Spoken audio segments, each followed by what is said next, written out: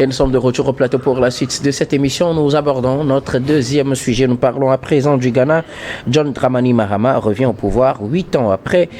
La victoire de John Dramani Mahama marque un retour historique de cet ancien président ghanéen qui a quitté le pouvoir il y a de cela 8 ans. Il avait été battu par le président sortant, l'actuel président Nana Akufo-Addo, et donc qu'il avait battu en 2017. Nana Akufo-Addo, après avoir fini ses 2 mandats, et donc n'a pas pu se présenter pour cette élection. C'est son vice-président Mahamudu Bawumia qui était le candidat du parti au pouvoir. Il a été battu et les scores provisoires font de John Dramani Mahama le vainqueur de cette présidentielle avec 56,3% des voix. Il est suivi de près par Mahamudu Bawumia avec 41,2%, et puis les autres totalisent au total, ou bien ensemble les 10 autres candidats totalisent 2,44%. On sait que l'univers politique au Ghana depuis l'avènement de la démocratie est marqué essentiellement par les 2 partis, le MPP et le NDC. Le NDC donc qui vient de reprendre le pouvoir avec le retour de John Dramani Mahama 8 ans après. Je commence par vous, Adam Adrono. Il avait promis son retour, il a fait. John Dramani, voilà. John Dramani Mahama est de retour à Accra. Oui, en fait, ça n'a pas été une surprise parce que lorsque vous prenez le magistère de Nana Akufo-Addo, c'était l'unique qui a été son challenger direct. Il a occupé, en tout cas, la 2e place depuis l'avènement, comme je l'ai dit, de Nana Akufo-Addo, les premières élections, la seconde. Et même la 3e élection où il a eu la chance donc de passer. Mais ce qui a lieu de faire remarquer, c'est que vous constaterez que c'est justement depuis ce magistère-là que le Ghana, même si aujourd'hui on tend à le présenter comme étant donc un modèle lié donc à cette alternance, depuis 92, on nous parle de 8 alternances que le Ghana a eu. 8 alternances, c'est quand même beaucoup. Et on peut véritablement tirer donc des actifs qui sous-tendent en réalité le fait qu'on puisse donc le citer parmi les modèles démocratiques dans la sous-région. Pour autant, nous avons constaté, comme je l'ai dit tantôt, lors de ces élections, depuis que Nana Akufo-Addo est venu, s'il y a eu des élections émaillées véritablement d'actes de violence qu'on n'a jamais connues, c'est justement lors de ces scrutins ou de ces élections, les 3 élections successives même. Celle-ci même a été donc quelquefois, parce que vous avez vu les vidéos avec nous, ce n'était pas dans des élections où on peut directement, peut-être d'une manière caricaturale, c'est vrai qu'on peut le dire, mais quand même on n'a jamais connu des élections aussi violentes au Ghana que ces élections, les 3 élections successives que le Ghana a connues. Mais qu'à cela ne tienne, de toute évidence, nous savons que John Mahama, il a une forte personnalité. Et je pense que s'il est revenu 2e à toutes ces élections, c'est justement parce qu'il a eu à marquer de son temps, de son magistère, les 5 ans passés de 92, je pense 92 à 80. De 2012 à 2017. Voilà, 2012 à 2017. Donc, je pense que son bilan également a plaidé en sa faveur, puisque vous savez les circonstances dans lesquelles il est arrivé dans le pouvoir, parce qu'il y avait eu un président Jonathan Mills qui était décédé. Il est arrivé. Donc cela a été donc en sa défaveur dans la mesure où les élections qui suivaient, il a participé à ces élections, il devait avoir son 2e mandat, il ne les a pas eu. Et on a jugé véritablement que c'était réellement pas ça, parce qu'il n'a pas eu le temps de pouvoir donc déblayer son... Au moins, il a fait un mandat normal. Il a fait un mandat. Donc, ce qui a fait qu'il est toujours revenu sur devant de la scène. Est-ce que finalement, peut-être on s'est rendu compte que ce qu'on décriait comme étant mauvais, on a trouvé pire? Oui, plus ou moins. Plus ou moins, on peut le dire ainsi. Mais je pense que c'est véritablement donc le dernier mandat de Nana Akufo-Addo, puisque vous avez vu le pays qui est passé d'une récession exponentielle pour arriver à une récession où il a eu véritablement impacté, mais le mal était déjà là. Il est passé d'un pourcentage à un pourcentage de moins, mais le Ghana n'a jamais connu, puisque vous savez, c'était l'un des pays qui qui se défaisaient par rapport au FMI. On disait véritablement notre économie est bonne. Aujourd'hui, nous devons donc passer comme étant donc un modèle qui s'autosuffit.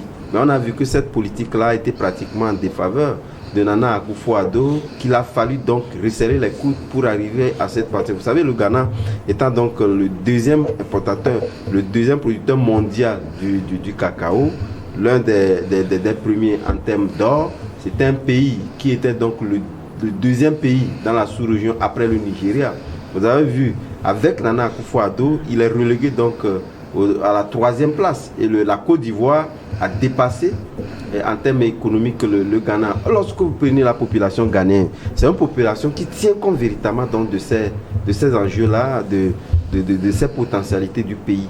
Mais lorsque vous êtes un président de la République, que vous êtes arrivé, sans véritablement donc maintenir cet élan de la chose, la population qui comprend mieux, ou pratiquement ils ont des vecteurs qui font expliquer à la population cette tendance-là, vous voyez que vous avez pratiquement un caillou dans les chaussures.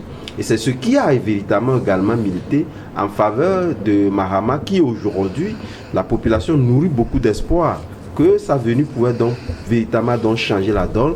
Mais ce qu'il faut retenir, c'est que cette donne-là a commencé déjà par changer. Mais malheureusement, Akufo-Addo ne pouvant donc plus se représenter, Mahama aurait la chance de pouvoir donc porter ce pays-là vers de nouvelles cimes, des cimes que cette population-là attendait si bien.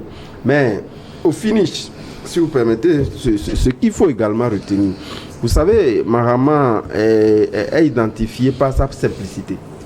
Pour ceux qui ont eu la chance de le rencontrer, moi j'en ai eu cette chance-là, lors d'une visite. Donc vous voyez, c'est un homme qui est inouï d'une certaine simplicité lorsque vous le rapprochez sur les débats, les discussions concernant donc le développement de l'Afrique, concernant donc les enjeux du pays. Il est très disponible et il est à l'écoute de tout ce qui veut nourrir dans ces idées fécondes-là. Donc je pense que cette proximité également est un facteur qui a milité également en sa faveur, faisant de lui l'un des présidents où la population, comme je l'ai dit tantôt, l'attend au tournant pour relever tous ces défis-là qui, à contrario, ont permis au Ghana d'être véritablement donc relégué à la 3e place, paradoxalement, la 2e place qui faisait. Bon, et vous avez aussi constaté que le CIDI a beaucoup diminué. On parle donc de cette récession-là qui a permis donc à cette diminution. Donc le Ghanéen avait perdu son pouvoir d'achat. Donc il est attendu sur tous ces plans-là. Merci beaucoup à vous, Adam Adronou. Alors, Sana, la compilation n'est pas encore terminée. On n'a pas encore de résultats totaux, résultats globaux, plutôt provisoires. Mais déjà, l'ancien président ghanéen, John Dramani Mahama, est déclaré élu, si on peut le dire ainsi, puisqu'il totalise 56,3% des suffrages exprimés. Par contre, le deuxième, le vice-président ghanéen, Mahamadou Bawumia, lui vient avec 41,2%. On voit l'écart qui est très grand.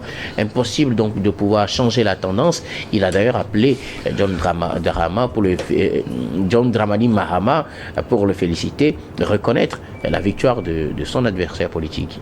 Oui, tout à fait. Je crois que les résultats tels qu'ils annoncent la victoire de John Dramani Mahama ne devraient surprendre personne, puisque depuis plus de 2 ans, il y a une certaine incertitude économique qui plane sur l'économie ghanéenne.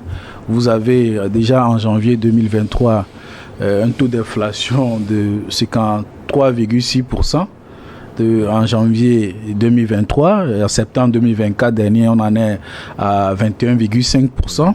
Je crois qu'aujourd'hui, le président sortant avec son parti politique, il paie, n'est-ce pas, le prix de leur mauvaise gestion de la crise monétaire. En fait, il paie le lourd tribut des conséquences de la crise monétaire parce que la situation socio-économique au Ghana actuellement est tributaire de la stabilité du CEDI. Le CEDI qui s'est fortement déprécié par rapport au dollar, qui a perdu 27% de sa valeur actuellement par rapport au dollar. Donc vous avez par exemple les prix de l'eau, de l'électricité, du gaz qui ont grimpé de 74% et du logement aussi. Donc vous comprenez que les Ghanéens ne pardonnent pas cela à l'exécutif parce que durant plus de 20 ans, les Ghanéens n'ont plus connu, n'est-ce pas, cette précarité, cet effondrement du pouvoir d'achat. Donc, cette mauvaise gestion de la monnaie, c'est ça qui a entraîné, avec plusieurs restructurations de la dette qui représentaient plus de 100% du PIB. Donc, je crois que c'est tous ces critères-là non maîtrisés que les Ghanéens sanctionnent aujourd'hui. Et donc, je crois que la tâche sera assez difficile pour le président Mahama, puisque en fait, je pense que c'est plutôt un vote sanction, une sanction de l'exécutif qui leur a bénéficié. Maintenant, comment assurer à court terme, sinon à moyen terme, la stabilité d'une monnaie? Et parce que vous savez, quand on parle de monnaie, ce n'est pas par un jeu où on décrète aujourd'hui, demain, la situation. On reviendra en tout cas sur les défis. Donc ce défi-là, je ne sais pas comment ils vont le résoudre, mais comme je le dis, la victoire de John Mahama aujourd'hui, c'est une victoire, c'est une sanction plutôt contre la mauvaise gestion de la crise monétaire au Ghana. Merci beaucoup à vous, Sana Gabé Adjaro. L'ex-président ou l'ancien président John Dramani Mahama revient au pouvoir après l'avoir quitté il y a de cela 8 ans. Il reprend le pouvoir des mains de Nana Akufo-Addo qui lui a justement succédé. Il est revenu dans cette élection face à son vice-président qu'il a battu selon les résultats partiels provisoires. Il totalise plus de 56% des voix. Oui, je le disais la fois dernière, le vendredi ici. Il y aura une vote sanction contre le NPP de Nana Akufo-Addo et de son dauphin qui aussi a été comptable du bilan catastrophique qu'a eu, surtout économique, qu'a eu à faire le NPP à la tête du Ghana. Donc, je l'ai déjà dit, la plus grave erreur que le NPP a commis, c'est de choisir encore celui-là qui a gouverné avec Nana Akufo-Addo comme candidat. Et aujourd'hui, les résultats sont là. C'est vrai que la présidence de John Dramani Mahama de 2012 à 2016 n'a pas aussi ôté ce n'était pas véritablement ce qui a fait une gestion exemplaire aussi. Voilà, dans les urnes pour Akufo-Addo. Mais entre deux mots, il faut juste choisir le moindre mal. Et le moindre mal aujourd'hui, c'est John Dramani Mahama qui s'est présenté à eux. Et c'est ce que je disais. Est-ce que finalement, quand on critiquait le bilan de Mahama, on s'est rendu compte qu'on pouvait avoir pire? Et c'est ce qu'a montré Akufo-Addo. Oui. C'est le pire que les Ghanéens ont vécu avec Akufo-Addo. Et aujourd'hui, les Ghanéens ont décidé de redonner une seconde chance à John Dramani Mahama de pouvoir se racheter. Et lui aussi, il constate que véritablement, c'est pas une revanche quand même sur Nana Akufo-Addo et compagnie, mais c'est une revanche par rapport à sa propre gestion qu'il a eu à faire lors de son premier mandat. Donc aujourd'hui, pour rester dans la mémoire collective des Ghanéens, il est obligé quand même de bien faire son travail. Et je pense que les Ghanéens sont assez conscients. Et moi, j'aime ce genre de choses parce que dans nos pays, les élections doivent servir à résoudre nos problèmes et non pas de les aggraver. Les Ghanéens se sont saisis de ça. Ils ne voulaient plus de Nana Akufo-Addo. Malgré toutes les tumultes qu'il y a eu avant cette élection-là, les gens se sont dit, bon, est-ce que le Ghana ne va pas sombrer dans la violence? Il y aura pas. C'est vrai qu'il y a eu 2 morts. Mais, oui, justement, à un moment donné, il faut dire que les Ghanéens sont des gens assez matures et ils savent très bien que dans les urnes, ils iront choisir celui-là qu'ils souhaitent. Et les élections servent au Ghana à résoudre les problèmes au lieu de les rendre beaucoup plus graves. Donc moi je suis très heureux aujourd'hui par rapport à l'élection de John Dramani Mahama parce que il a fait une campagne pendant plus de 8 ans pour venir à ce niveau, malgré que le fait que Nana Akufo-Addo gérait le pays. John Dramani Mahama, il alimentait les meetings, ceux-là qui sont abonnés sur les réseaux sociaux du NDC, ils savent très bien que ce monsieur-là, il était partout, à tout moment, avec les artistes un peu partout pour faire des meetings, pour mobiliser des gens. Donc aujourd'hui, c'est un résultat assez probant par rapport à sa personnalité. Ça prouve à suffisance que les Ghanéens lui font confiance et l'aiment beaucoup. Maintenant, c'est à lui de faire en sorte que les Ghanéens ne regrettent pas ce choix-là qu'ils ont fait par rapport à John à Bawumia. La gestion du Ghana, c'est autre chose. À ce que Nana Akufo-Addo avait fait, la plupart du temps, quand les présidents ghanéens viennent au pouvoir, ils stabilisent le pays et après ils relancent. Mais quand lui, il est venu, bon, il a fait une petite stabilisation. Juste après, il a rompu ses relations avec les institutions de Bretton Woods, alors qu'on sait très bien que ces gens-là ne pardonnent jamais l'affront. Et ils ont tout fait pour que le Ghana ne décolle pas. Et puis, il est encore retourné vers ces mêmes institutions de Bretton Woods-là. Donc, du coup, les Ghanéens ont vu que bon, ce monsieur-là, en réalité, il n'en a pas dans la culotte. Donc, on ne peut pas avoir ce monsieur-là à la tête du Ghana. Et sa gestion et sa manière de faire a déteint sur son dauphin. Donc, pour moi, aujourd'hui, je pense que les Ghanéens ont fait un très bon choix. C'est quand même à féliciter. C'est à ça que sert la démocratie. On peut tout dire de la démocratie. Mais le meilleur système politique qu'il y ait jusqu'à ce jour, c'est la démocratie. C'est vrai, ça peut connaître des troubles, des problèmes par moment, mais c'est comme les roseaux, ça peut rompre, mais ça peut se courber, mais ça ne va jamais se casser. Donc, il faut féliciter la maturité politique des Ghanéens qui viennent encore de montrer une fois qu'ils sont un peuple assez mature et ils savent très bien ce qu'ils veulent et surtout où ils vont. C'est une leçon aussi pour les autres pays africains, surtout francophones, que les élections, on peut organiser les élections et les perdre. Et le NPP l'a organisé et l'a perdu. Et ce qui a encore beaucoup plus émerveillé, c'est que le candidat du NPP a félicité le candidat vainqueur. C'est ça la grandeur d'un homme.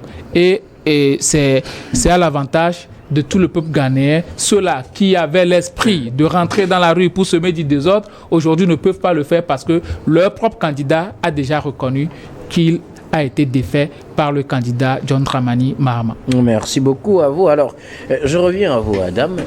Quels sont les défis principaux auxquels il sera confronté? On sait que ces élections se passent dans un climat d'insécurité économique, surtout pour le Ghana, et aussi un peu d'instabilité politique. C'est vrai, on n'en a pas trop parlé, mais les derniers mois avant ces élections ont été un peu mouvementés au plan politique pour le Ghana, au plan social et économique aussi. Ce n'est pas trop ça. Et pourtant, pour revenir en tant que président, en tout cas pour être réélu, John Mahama a fait plusieurs promesses, la gratuité de l'enseignement supérieur pour certains, des mécanismes de relance de l'économie. Mais pensez-vous qu'il pourra le faire dans un Ghana où aujourd'hui, vous l'avez dit, le silice n'a plus sa valeur, au plan international, le Ghana n'a plus ce poids qu'il avait. Est-ce qu'il a maintenant le coup de franche pour le faire parce qu'il avait déjà géré le pouvoir? Ce n'était pas dans des situations aussi catastrophiques et pourtant son bilan, les Ghanéens ne l'avaient pas apprécié à l'époque. Oui, ne l'avaient pas apprécié, mais vous savez, même si cette appréciation s'oppose à ce que les Ghanéens attendaient donc de Nana Akufo-Addo, il faudrait quand même constater qu'ils sont véritablement donc éloignés. C'est pas la même chose. Puisque quelque part, s'il est donné à un Ghanéen de pouvoir faire la comparaison, je pense que le moindre mal, c'est de considérer ou de prendre en compte plutôt la gestion qu'a fait John Mahama à la tête du pays, donc de pouvoir prendre ce que Nana Akufo-Addo a fait. Mais ce qu'il faut faire remarquer, c'est réellement, comme vous l'avez dit tantôt, parlant donc des attentes, les attentes des Ghanéens, l'attente primordiale, c'est justement faire en sorte que qu'on puisse, en tout cas, le pouvoir d'achat du Ghanéen change. Ce pouvoir d'achat-là qui a été véritablement donc heurté face à la politique malsaine qu'a entreprise surtout le dernier mandat de Nana Akufo-Addo. C'est justement sur cet aspect-là que les Ghanéens l'attendent au premier plan. Mais vous l'avez dit tantôt également lorsque vous prenez son programme de société qui plaide véritablement donc à sa faveur, un programme de société assez clair, compréhensible et justement sur lequel il pourrait donc éventuellement être en tout cas apprécié d'un point de vue développement ou d'un point de vue attente des Ghanéens. Dans le second aspect lié donc à ce pouvoir d'achat là, c'est justement faire en sorte que en plus, je l'ai dit tantôt, même si nous prenons le fait que Nana Akufo-Addo avait commencé déjà par mettre en place des systèmes qui permettent de rattraper le mal en ce qui concerne donc l'économie par le passé, parce que je l'ai dit tantôt lorsque vous prenez la récession qui a connu un niveau exponentiel mais aujourd'hui qui l'a réduit à un niveau donné. Je pense que sur ce terrain également, sans trop en tout cas se mettre en déphasage avec les institutions de Bretton Woods, parce que quelque part on avait vu que l'économie était florissante, je l'ai dit tantôt, et donc il fallait directement donc imposer à la fin du monde le fait que nous sommes arrivés à un moment de maturité, qu'on peut véritablement donc dérouler nos propres projets sans compter donc à ces institutions de Bretton Woods. Ça veut dire quelque part que John Mahama également, puisque lorsque vous prenez son magistère par le passé, parce qu'on ne peut pas parler de ses ententes sans parler donc de ses actifs, sinon de ses passifs également, ce qui concerne sa gouvernance par le passé du pays.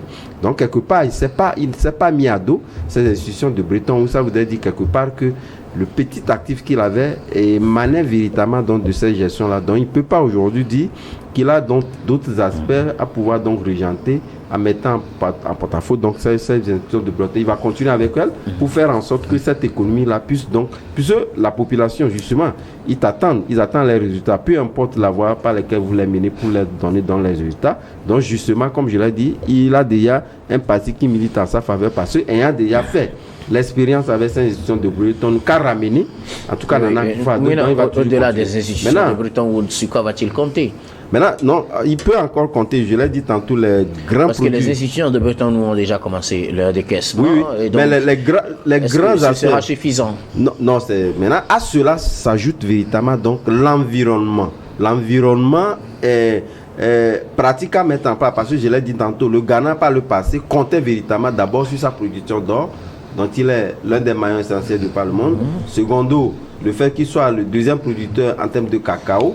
Donc il faudrait véritablement donc avoir des stimulus qui permettent véritablement de redorer le blason aussi bien aux agriculteurs. Puis n'oubliez pas qu'il y avait également ce conflit-là en faisant en sorte que les producteurs de cacao et ceux donc de la Côte d'Ivoire étaient obligés de se réunir pour redéfinir un autre aspect de la chose que la Côte d'Ivoire a su véritablement exploiter en faisant en sorte que la fève soit véritablement donc transformé sur place et qui a donné plus de revenus aux producteurs. Donc je pense que sur ces aspects également, il peut capitaliser des actifs là-dessus pour faire en sorte que si ce secteur-là, ces deux secteurs, l'or et le cacao, vont mieux rajouter donc aux institutions de Bretton, il pourrait venir s'en sortir. Alors Sana, il a fait plein de promesses pour revenir pour ce deuxième mandat, mais sur quoi compte-t-il? De quoi aura-t-il qu'est-ce qu'il aura sous la main pour pouvoir réaliser ces promesses quand on sait que depuis quelques années, le Ghana traverse une situation financière très compliquée, la dévaluation du cilice, vous l'avez dit, les conditions économiques de façon générale, la corruption et tout ce qui a émaillé le pouvoir de Nana Akufo-Addo va avoir forcément des impacts également sur les 4 prochaines années dans la gestion de Dramani Mahama. En réalité, je pense que John Dramani Mahama, il n'a pas le choix que d'être réaliste.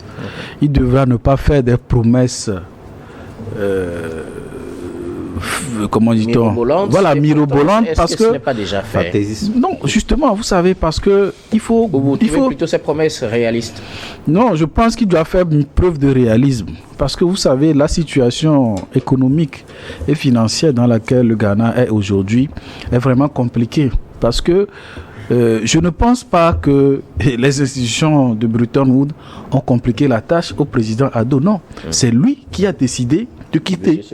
Et maintenant, lorsque vous remarquez que votre économie a des difficultés, vous voulez revenir. Vous savez, il y a des choses qui ne se pardonnent pas sur le marché des capitaux.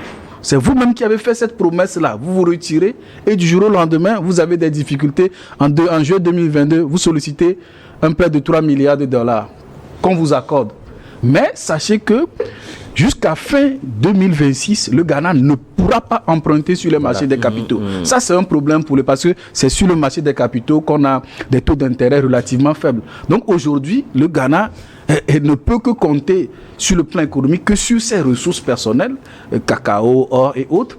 Et maintenant, ce que le bailleur de fonds principal qu'il a en face d'eux, c'est celui qu'ils avaient rejeté. C'est comme la pierre que les constructeurs ont rejetée, devenue la pierre angulaire. Donc, ils sont face aujourd'hui aux institutions de Bretton Woods. Mais naturellement, lorsque vous avez eu cette gestion catastrophique, vous avez fait des promesses, ça veut dire que vous-même, ça veut dire que vous n'aviez pas un plan sérieux, naturellement, mais les conditions vont être corsées pour vous.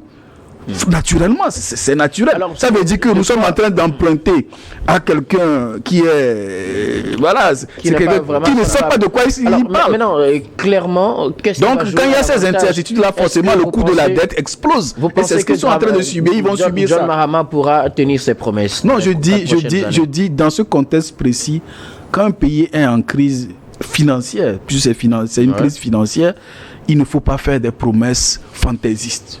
Il faut dire la vérité. Les promesses sont déjà faites. Ma question, est-ce qu'il pourra les tenir, oui ou non? Bon, je ne sais pas par quelle alchimie il pourra les tenir, mais qu'il sache que il est comptable devant le peuple et les mêmes raisons pour lesquelles son adversaire politique a été sanctionné, ça peut se revenir, la même épée peut être utilisée contre lui, si jamais qu'il va choisir à la fin, ou son dauphin qu'il va choisir. Mais moi j'aimerais qu'il soit pragmatique, qu'il soit réaliste, qu'il pose la situation de manière réaliste aux Ghanéens, les efforts ou bien les difficultés qu'ils vont traverser, et pour me dire concrètement pendant combien de temps le Ghana va rester encore dans cette situation. Mais déjà, on sait que le Ghana ne pourra pas emprunter sur les marchés de capitaux avant 2026. Alors, Gabin, quel sera l'élément sur lequel il devra jouer pour tenir ses promesses?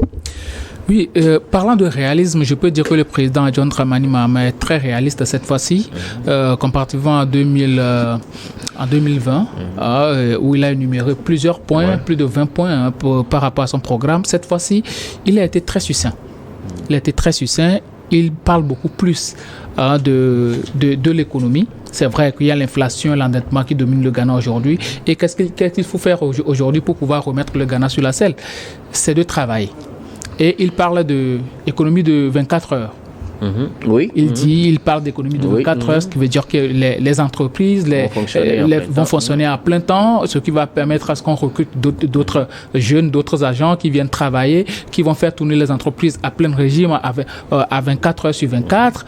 Il parle aussi du fait l'État doit sponsoriser plus de 10 000 jeunes entrepreneurs, et il a parlé du fait de la suppression des taxes sur les jeunes entreprises et tout. Donc c'est ça qui fait son programme. Donc il mise premièrement sur la richesse interne, et il a parlé aussi du fait qu'il y a tellement de contrefaçons actuellement au Ghana. Oui. Il y avait des productions qui étaient propres au Ghana, mais aujourd'hui avec l'ouverture du marché, et les Chinois, les Turcs et autres là viennent avec d'autres produits contrefaits et qui sont tellement à bas prix. Et puis bon, voilà, les productions ghanéennes sont laissées pour compte. Donc aujourd'hui, ils misent beaucoup plus sur la production nationale et aussi sur le travail des citoyens. Et le protectionnisme.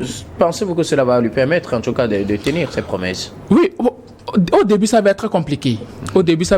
D'autant plus que, lui, aujourd'hui, il n'a pas de problème avec les institutions de Bretton Woods. Il n'a pas ce problème-là. Donc, c'est pas lui c'est le Ghana qui a des problèmes. Non, ce n'est plus un problème, puisque c'est déjà résolu avec Nana Akufo-Addo. Donc, je pense que la moindre des choses aujourd'hui, c'est de reconnaître que les Ghanéens ont accepté ce plan social qu'a mené John Dramani Mahama aujourd'hui pour rester à la tête du pays. Donc, si le peuple a même compris que nous devons travailler à plein temps pour pouvoir remettre le pays sur la bonne voie, je pense que c'est tout à fait normal, c'est très bien pour le Ghana. Il faut s'inscrire dans la logique implémentée par le chef de l'État qui sera intronisé, ou bien qui va prêter serment en janvier prochain, et là on verra bien ce que le Ghana va devenir. Mais pour le moment, je pense que les Ghanéens ont pleinement adhéré au programme que le président John Dramani Mahama a amené, et pour moi je pense que tout ira bien pour les Ghanéens, pourvu que la corruption aussi